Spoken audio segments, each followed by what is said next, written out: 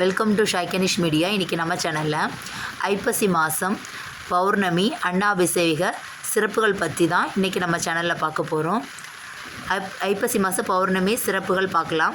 சிவபெருமானுக்கு பார்த்திங்கன்னா இன்றைக்கி அன்னத்தால் அபிஷேகம் செய்வது வழக்கம்.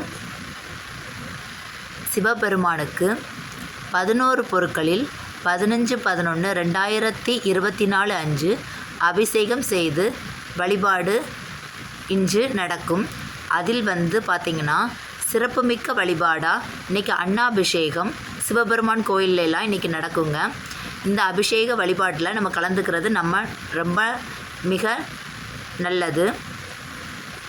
இன்றைக்கி அருகில் உள்ள சிவபெருமான் கோயிலுக்கு பச்சரிசி வாங்கி கொடுப்பதும் மிகவும் நன்மை பயக்கும். அருகில் உள்ள சிவபெருமான் கோயிலுக்கு சென்று வழிபடுவது இன்று மிகவும் நல்லது.